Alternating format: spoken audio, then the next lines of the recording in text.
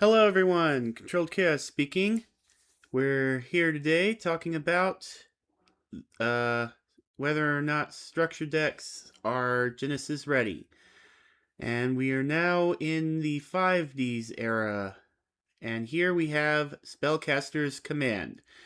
This was a real attempt in making the spell counter archetype competitively viable, and uh personally, I thought that it was a great effort. It was at the very least very fun to play. And you'll see the reason why I thought so. I ran this for probably a few months and then moved on to the next thing. I believe this was what I played before Karakuri. Actually, no, there was one more deck, I think, before that. But enough of the preamble. We're here to answer the question, is this deck Genesys ready? So let's see. Starting as always with the Ace Monster. Continuing the tradition, continuing the new, what is the word I'm looking for? Um, for lack of a better word, tradition of main deck Ace monsters no longer requiring a specific monster to tribute. So, here we have Endymion, the Master Magician. Now, here's a main part. You can special summon this card. It's no longer you have to special summon this card by a certain effect. It's now you can special summon this card, meaning you can use this effect, or you can use cards like Monster Reborn, Magician's Curtain, stuff like that, to bring this guy out to the field easily. So that's a lot of points towards it. Now, for the method of special summoning this as per the deck. You can special summon this card from the hand or from the graveyard by removing 6 spell counters from a magical citadel of Endymion you control. And that is a card that will be gone over later on, but we'll continue here. If summoned this way, target a spell in the graveyard and add that target to your hand. Once per turn, you can discard a spell card to target a card on the field and destroy that target. And going through this effect is making me feel like rebuilding the spell counter deck just for this guy. Although I am now aware that there are there have been a few retrains of this specific card, including one pendulum monster who has gone down in history as having the longest text of any Yu-Gi-Oh card. I don't recall its name. I just know that it's become the Endymion archetype. But yes, this guy was fun to play, but I believe I didn't give him a full shake. But I feel like rebuilding this whenever I finally get back into Yu-Gi-Oh! Master Duel. I might see about getting some spell counter cards. Next.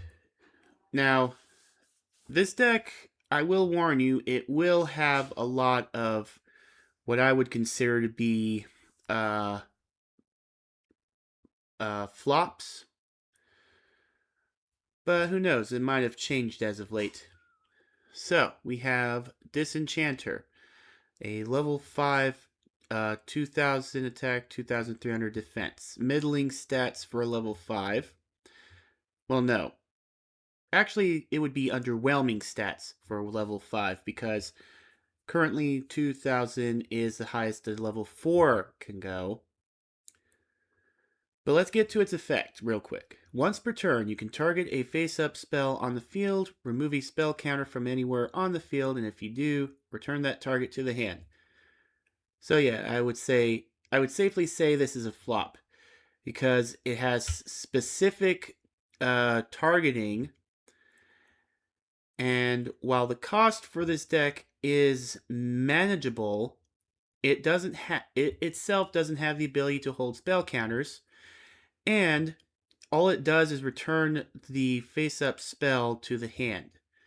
it would allow them to play it again. A lot of face-up spell cards that would generally be continuous and field spells would have ignition effects. So this would enable that. Although I would say this could be beneficial for your side of the field. You can target a face-up spell on the field. So that actually makes it a bit better if you're targeting your own cards so you can get their ignition effects. That might be a use for Disenchanter. So yeah, I'll give this just a middling grade. Alright, we have Defender, the Magical Knight. Was possibly a what's possibly supposed to be related to Breaker, the Magical Warrior. Defender, the Magical Knight. When normal summon, place a spell counter on this card. Once per turn, if a Spellcaster monster on the field would be destroyed, you can remove a spell counter from the field for each of those monsters instead. From the field, I should stress here. So if it was just from this card, that would be points against it. But this guy can draw from anywhere on the field. So I'd say this card has some potential, but it is still a monster, and it's only as strong as how well you can generate spell counters. Plus, you're going to want to keep a whole lot of spell counters on the field. Not to mention, if this is going to be by battle, you'll still take the damage. And with 1600 attack, it's likely they'll just focus down Defender until you're able to switch him to defense, because you'll more than likely be summoning him to the field.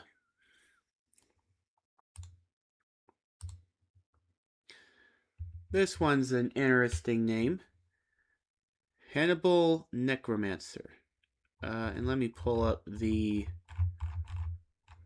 gallery real quick to get because it seems to have been errated since its release in Spellcaster's Command, but only I guess only once though. Alright, so Hannibal Necromancer. When normal summoned, place a spell counter on it. You can remove a spell counter from this card to destroy a face-up trap. So yeah, this is definitely one for the chopping block. Cause, well, the points going against it are actually for it, but less so than for Disenchanter. So yes, this could be for the chopping block, because this would specifically target continuous traps. The current game barely sees trap cards used unless it's for a specific strategy or the traps themselves are very powerful. And generally, the powerful traps are not continuous traps. So you won't see much reason to see this guy in play. But now, let's have a look at the more current text and see if anything has changed. And target is face up. Nope, it's essentially the same, just with commas and punctuations to make the effect more clear on how it works. So yeah. Alright. Now this guy's was really big, and he's probably still big now. Surprised he's unlimited. That could change in the coming days. Summoner Monk. A very famous card. While this card is face up on the field, it cannot be tributed. When this card is normal or flip summoned, change this card to defense position. It would prefer to be in defense position. Once per turn, you can discard a spell to special summon a level 4 monster specifically from the deck, but that monster cannot attack this turn. This was a big Xyz enabler. Most of the powerful Xyz monsters were rank 4. So you get 2 level 4 monsters on the field, you're ready to go. This card is also powerful for its link monster potential, as you could get out another monster easily enough with discarding a spell card. And I believe, as far as this deck is concerned, there are probably at least, I would want to say at least 5 monsters in the deck that are level 4 that Summoner Monk can bring out, and you can utilize their strategies.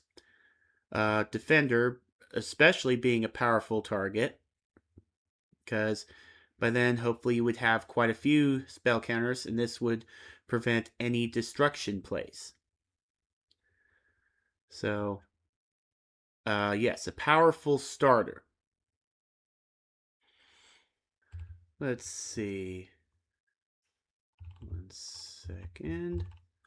Let's get the original version, and then we'll get a look at...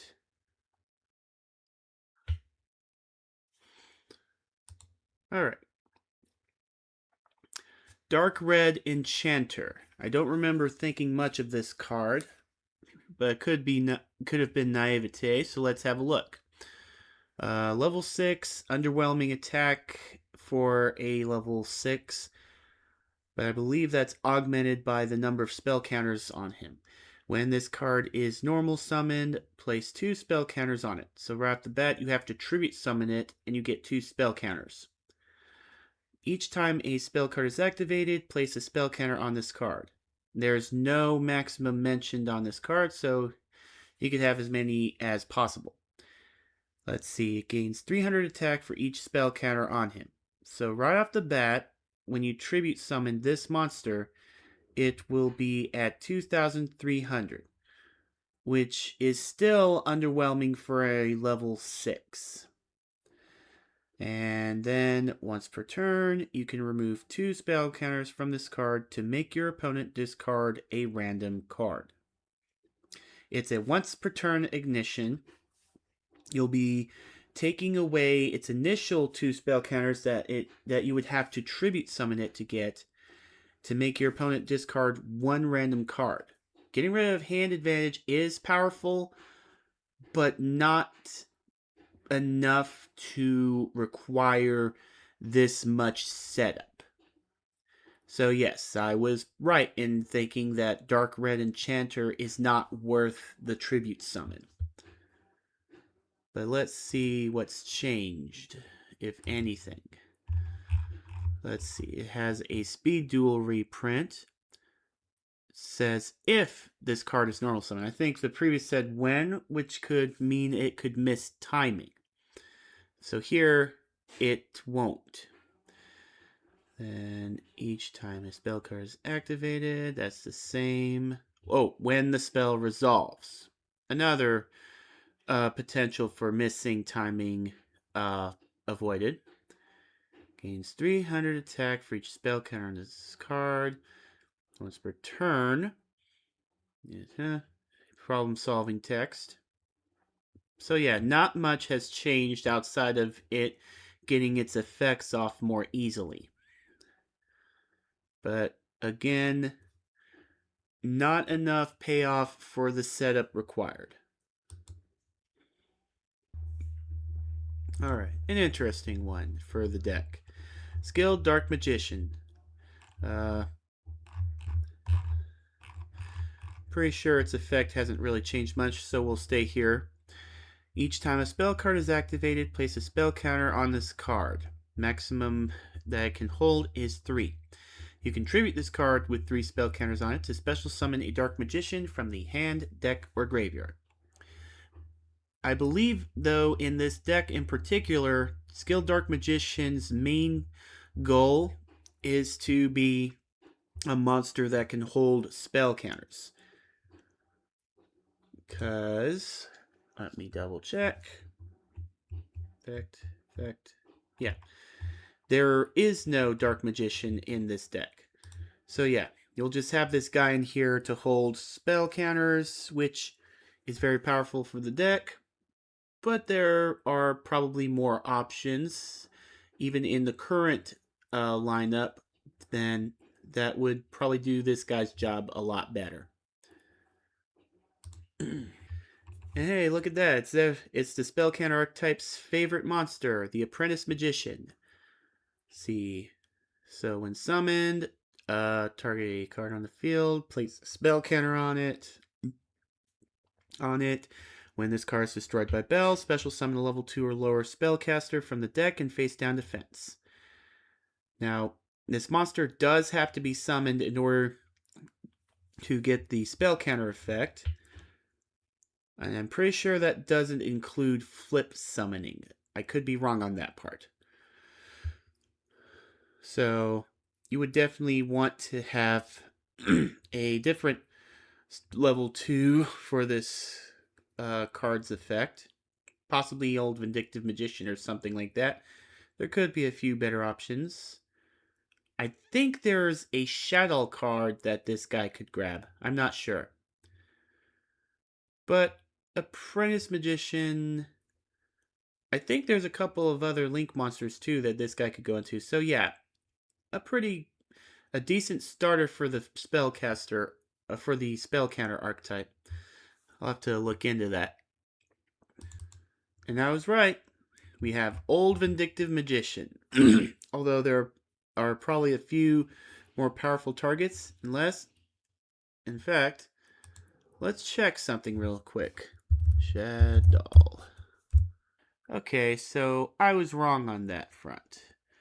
The shadows, I thought that there was a shadow that had a destruction effect or something that could help, but no, their flip effects are self-supporting. But I feel like there is an option out there. Alright, so we've reached the first quarter review. And right off the bat, we see the main strategy, and we see a few outs here and there. Nothing major yet, though, but that it'll start becoming more apparent when we reach the spells, especially when we reach the spells. So, just hang in there. We're gonna get there. Alright, we've got Magical Marionette. Let's see. Level 5 with 2,000 attack, 1,000 defense. This is more... Well, again, nowadays it's underwhelming for level 5 to have 2,000 attack. Each time a spell card is activated... Each time a spell card is activated, place a spell counter on this card. When that spell... Let's see, this card gains 200 attack for each spell counter. You can remove 2 spell counters from this card to destroy a target monster on the field.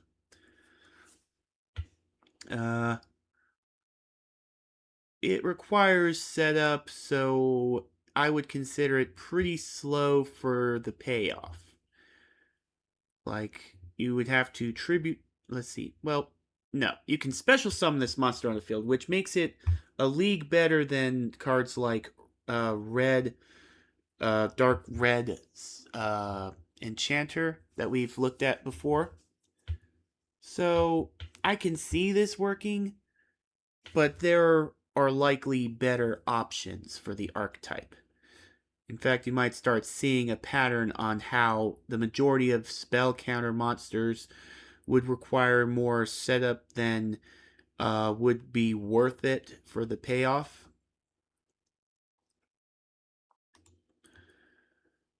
Let's see. So I'll have to research into, if I were to make this deck, what would be better options. And of course, the ever famous Breaker the Magical Warrior. Everyone knows, everyone that's seen the original Yu-Gi-Oh! Knows what he does. When summoned, you place a spell counter on it to give it 300 attack. And then to make it a 1900 beat stick. And then you can use that spell counter to destroy a spell or trap on the field.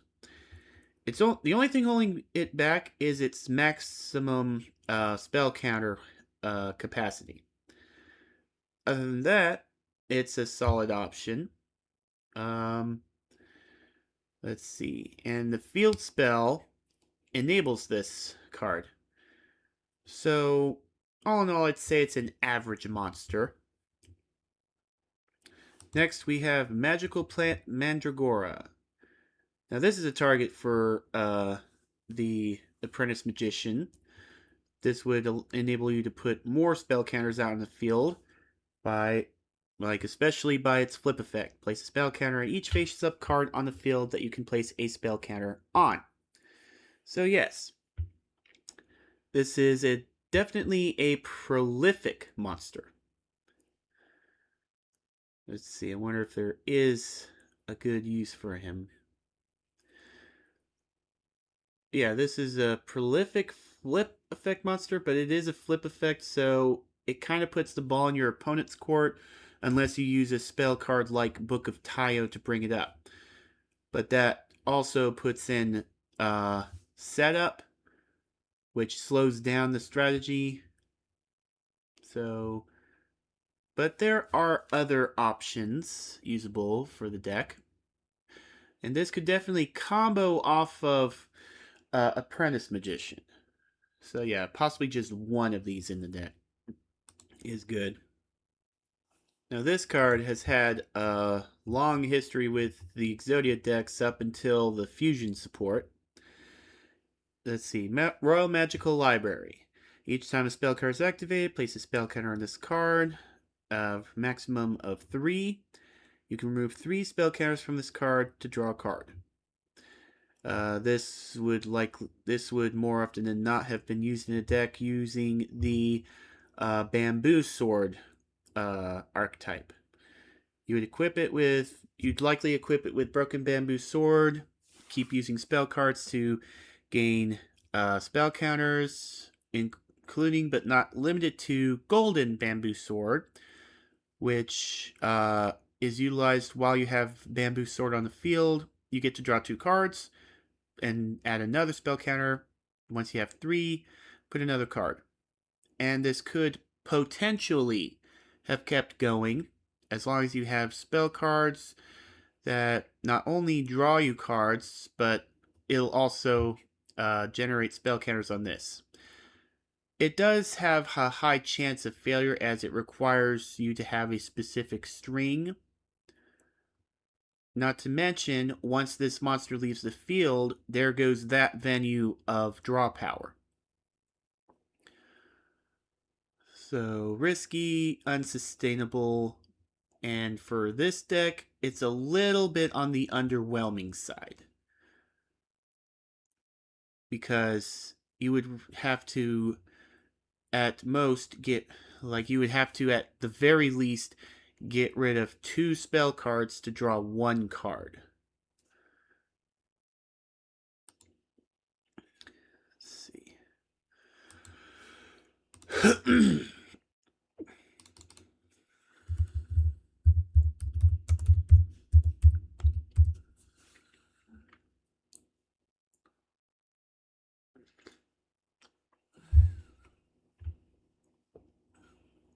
Uh-oh. This is new. Right off the bat, we see that we've already used 100 points.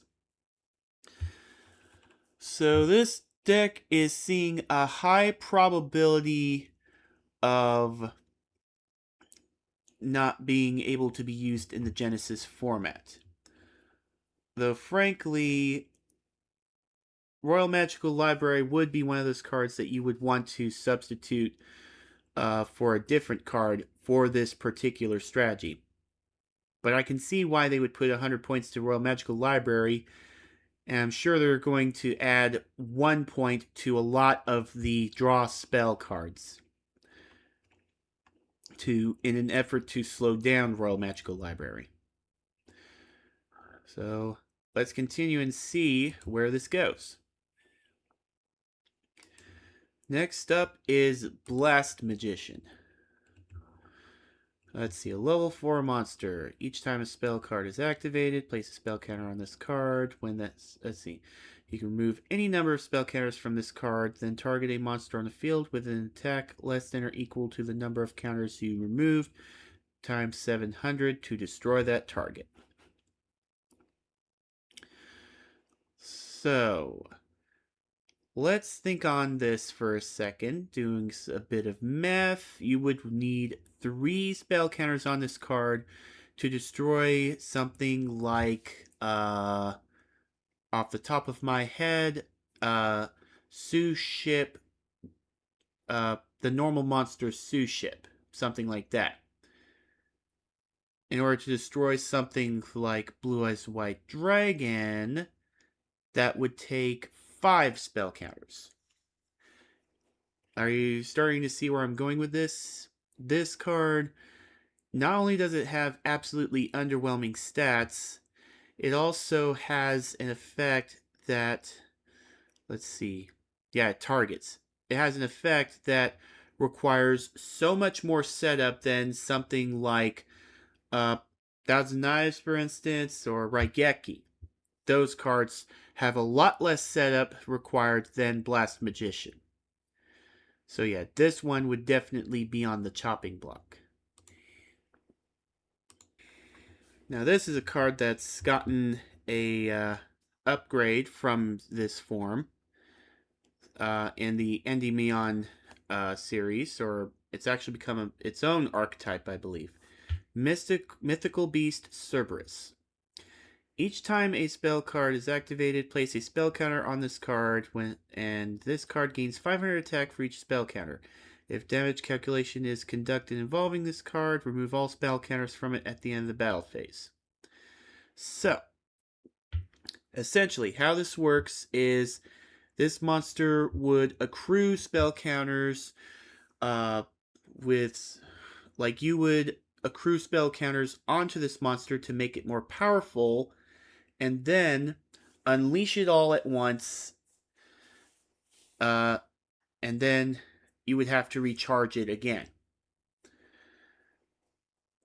This is a potential 1-turn KO strategy, and it gets a very good boost. 500 is one of the magic numbers for Yu-Gi-Oh! It gets a very decent boost. 2 counters on this card would make it a 2400 attack monster.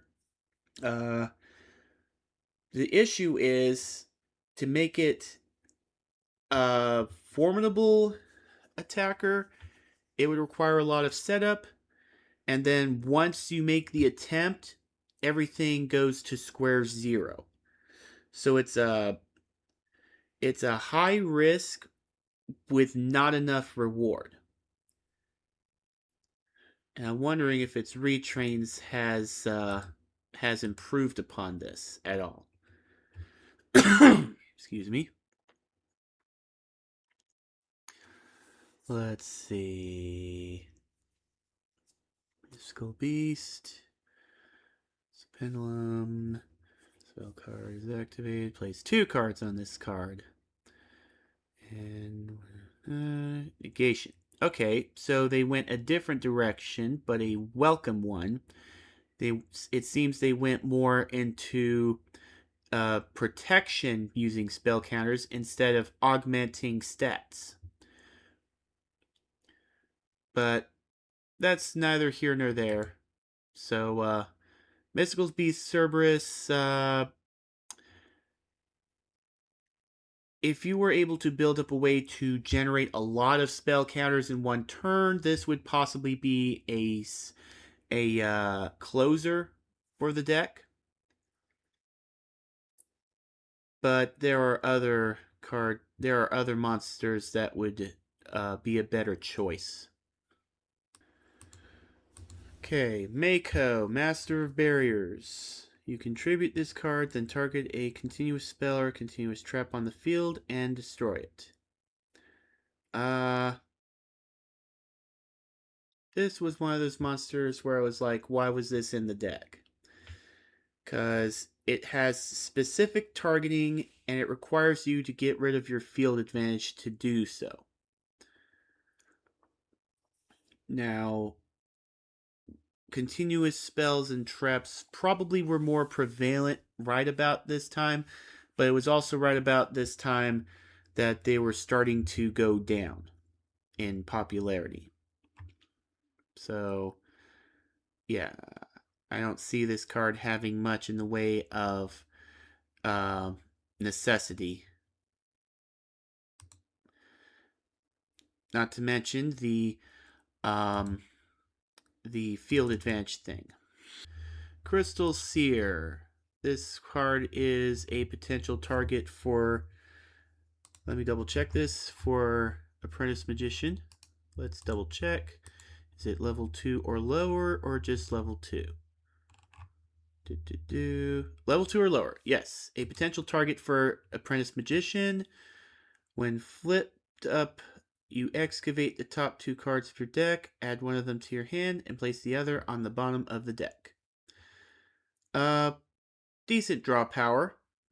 And as a target for Apprentice Magician, this is a potentially powerful one. So yes, you would want to keep this at 1 right next to Mandragora. But that would probably be its only use.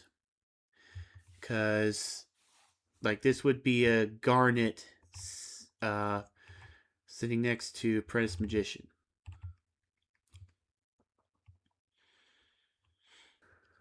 Alright, Magical Exemplar. Level 4, underwhelming stats. Each time a spell card is activated, place 2 spell counters on this card. So that gives it a potential leg up on the others. Once per turn, you can remove any number of spell counters from this card to special summon a spellcaster from the hand or graveyard with a level equal to the number of spell counters you removed.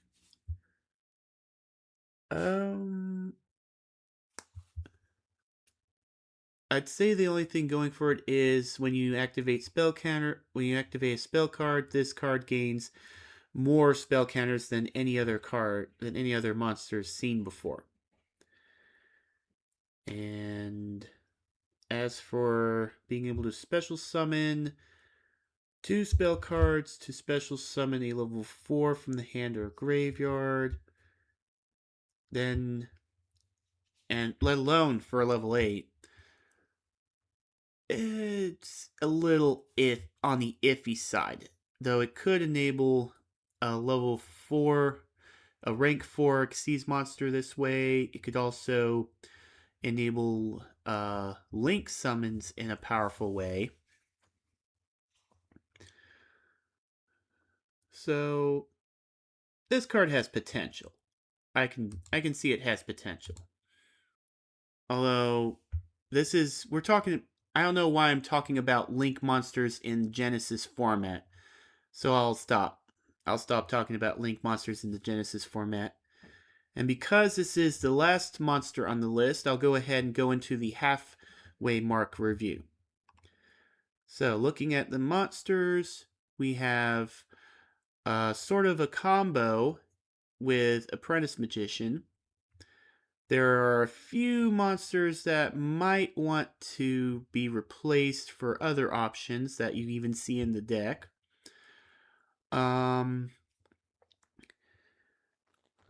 Let's see. But all in all, a solid lineup. For what it is. So, very powerful deck building here for what it is. So now, let's go into the spells. And the first thing I'll do is go ahead into cards that I've already discussed. Let's see. And I actually see a few cards that will likely make this go over the limit. So, here we go. We have Field Barrier. I believe I've gone over this card before. For a specific deck, Field Barrier prevents your field spell from getting destroyed as long as it's on the field. But it's more of a win more card, if anything. There are probably just better options, including letting the field card get destroyed. Plus, as you'll probably soon see, the field spell that this would be protecting has its own protection. So this is probably just putting a raincoat on a full winter coat.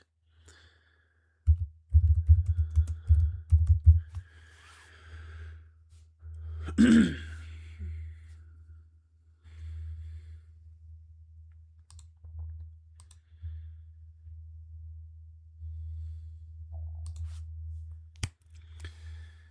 see. Next, we have Magical Dimension. A staple for any spellcaster deck. Let's just do a quick reminder. While you control spellcaster, you may tribute a monster. Let's see. You tribute a monster you destroy. Wait, yeah. You tribute a monster you control, tribute it, then special summon a spellcaster from the hand. Then you can destroy a monster on the field. A very powerful option for any spellcaster deck. Let's see. Book of Moon and Enemy Controller. These two um, are attack disablers, and Book of Moon is powerful for stopping your opponent's effects, potentially. An enemy controller gives you the opportunity to take control of your opponent's monster or stopping their attack. Both are pretty viable options and are, by virtue, spell cards that can help the deck. Let's see here.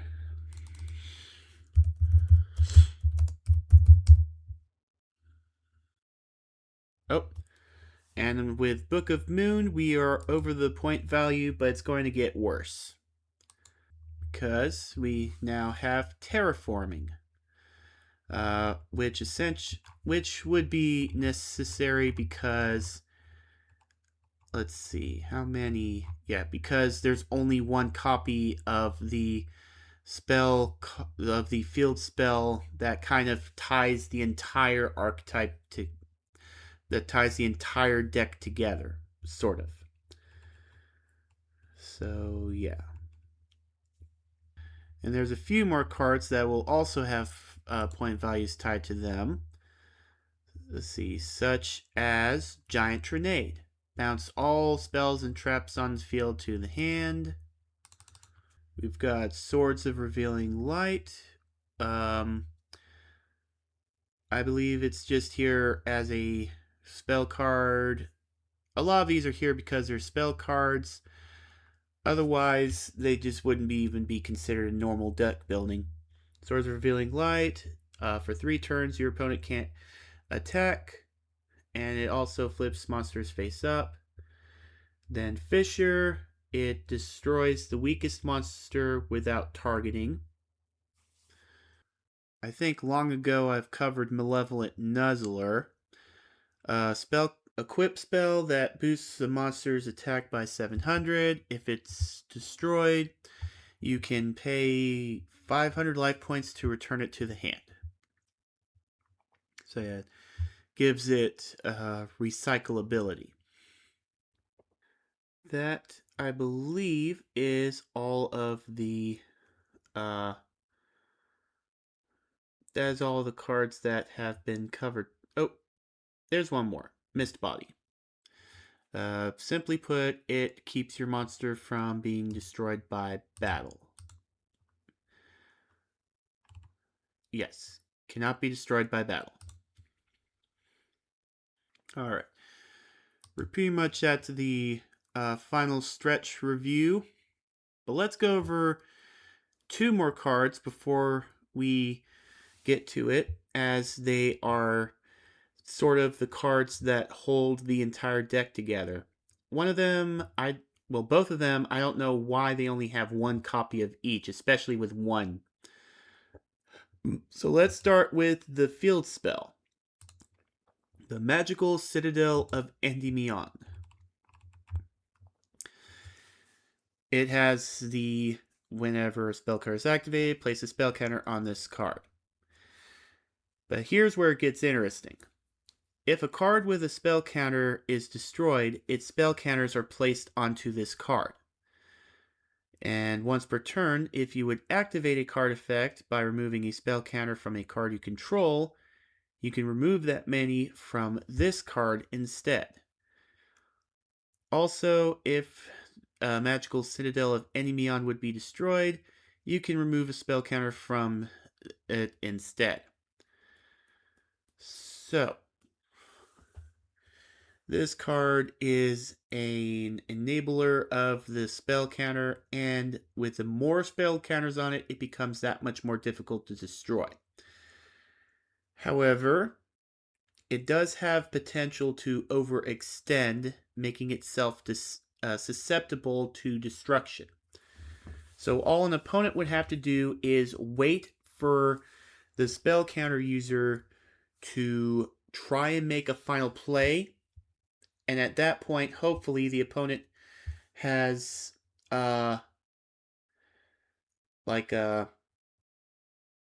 I'm trying to say is, it seems with this, the spell counter duelist will be building up for one final push.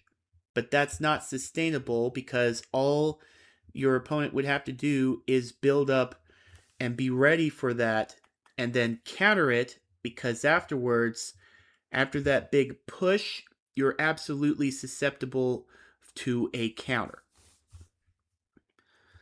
So you have to be aware of that part.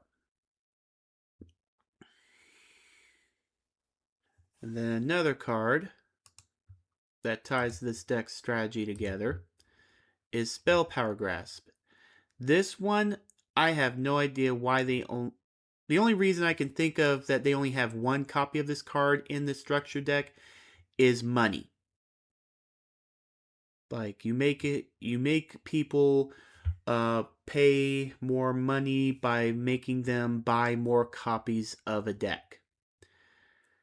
Simply put, you play Spell Power Grasp, and then you place a spell counter on a card that you can place a spell counter on. So, stopping right there, that is very powerful, because you're essentially putting two spell counters on a monster.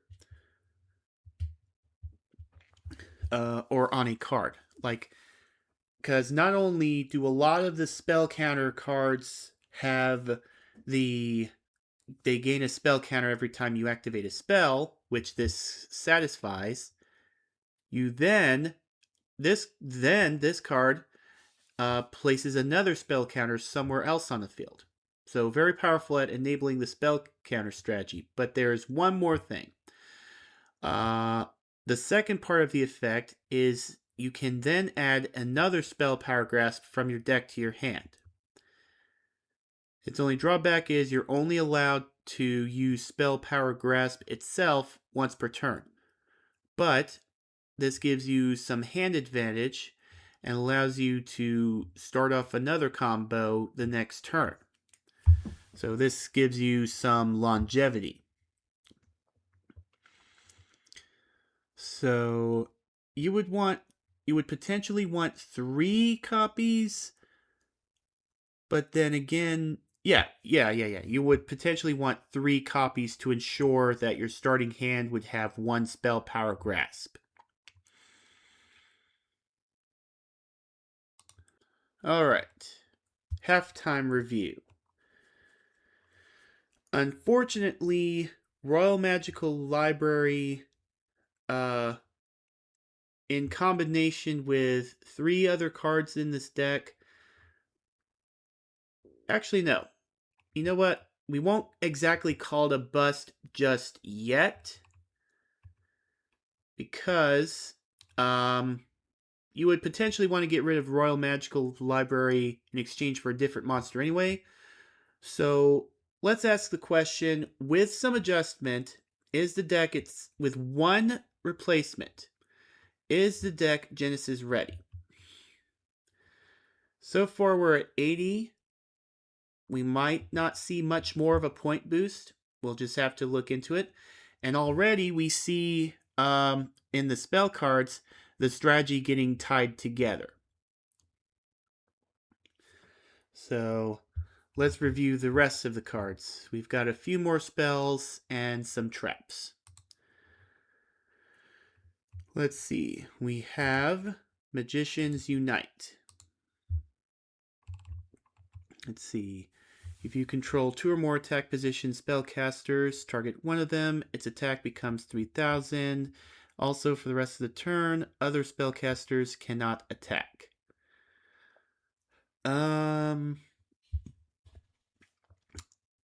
This... There are far better options than Magicians Unite if you want to have an all-out attack. Because this isn't make your monster's attack equal to the combined attack. This is just your monster is now flat out a Blue Eyes White Dragon. That's all Magicians... Like, one of your spellcasters is now a Blue Eyes White Dragon and is the only spellcaster that can attack. That's essentially what this card does. And that's somewhat underwhelming to me. Let's see. Next, we have the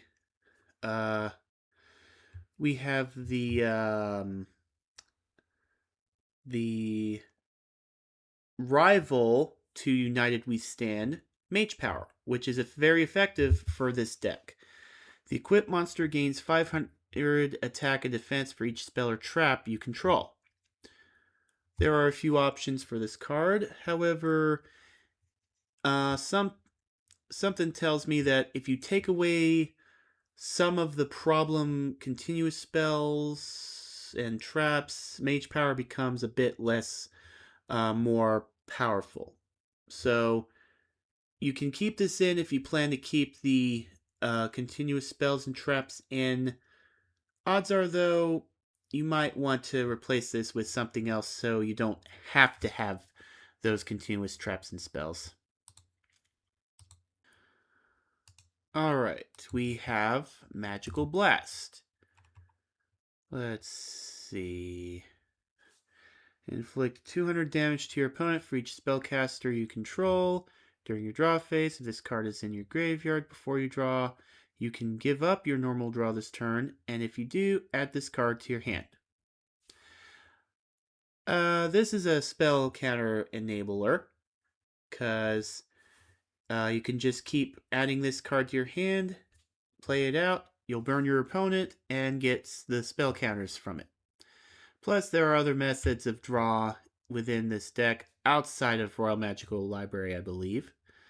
So, yes, pretty powerful for this deck. And now we have Twister. This one, I believe, was added during the 5Ds era for the simple reason that Mystical Space Typhoon at the time was banned. And so they made this as a somewhat less powerful version of Mystical Space Typhoon. You pay 500 life points, then target a face-up spell or trap on the field and destroy it. And yes, this is a much less powerful version of Mystical Space Typhoon with a cost to it. And I'm pretty sure almost no one plays Twister because now Mystical Space Typhoon is allowed, and any other alternative to Mystical Space Typhoon doesn't require it to be face up, or the fact that it needs to be face up is mitigated by the fact that it outright banishes it instead of destroys it. Because the graveyard is currently seen in the game as a secondary hand, while banishment is seen as a third hand but is not as easily accessible, especially if banished face down, which is a potentiality. That becomes a sort of fourth hand. The further you go, the harder it becomes. Alright, Magician's Circle. When a spellcaster declares an attack, each player special summons a spellcaster with 2,000 or less attack from their deck in attack position. So, yeah, this has potential. Let's see, a good way to get a secondary hit in, as well as bring out another powerful monster for your strategy. This allows for a main phase 2 play, potentially. Then, of course, we have 2 pitch black power stones because spell counters. See, continuous trap.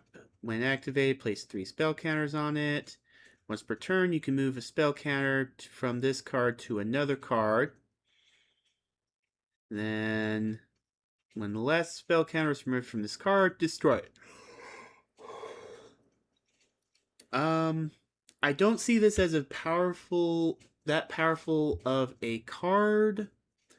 Let's see, placing 3 spell counters. Although, I could be wrong, because it doesn't have a limit on how many spell counters it can hold. So this could possibly be another... Let's see, this could possibly be just a way of holding spell counters for you to make one final push. Because you have Spell Power Grasp, which just places a spell counter onto a card. So that spell combined with Pitch Black Power Stone, I can see some potential with it. But we would want to keep it at 2. Okay, Tower of Babel. Each time a spell card is activated, place a spell counter on this card. If the 4th spell counter is placed on this card, destroy this card, and if you do, the player who activated the spell at that time takes 3,000 damage. Yeah, I see this as a potential floodgate. Though I can see this being difficult to work around. Yeah, it has some potential in the deck as a way of keeping your opponent from using spell cards. But then again, if your opponent has 3,000 life points to use and you haven't done enough damage, then yes, I can see Tower of Babel getting turned back onto you. So, because of its flip-flop nature, I would see Tower of Babel as a Schrodinger's card. It has potential to be good, but it also has as much potential to be bad.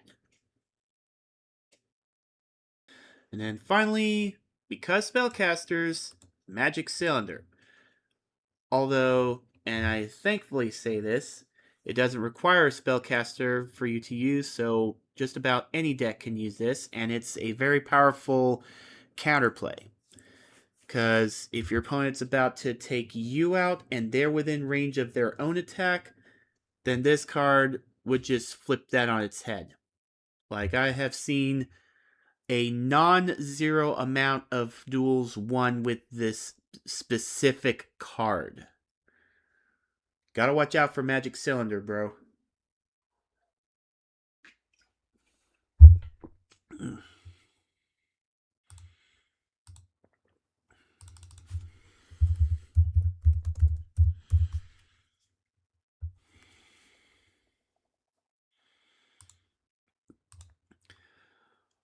Alright. Let's see here. So, is Spellcaster's command Genesys ready? I would say no, but with an addendum. You can't use this in Genesys unless you replace Royal Magical Library with something else. If you can replace Royal Magical Library with a different card, possibly something that's worth 20 points, then yes, this deck would absolutely be Genesys ready.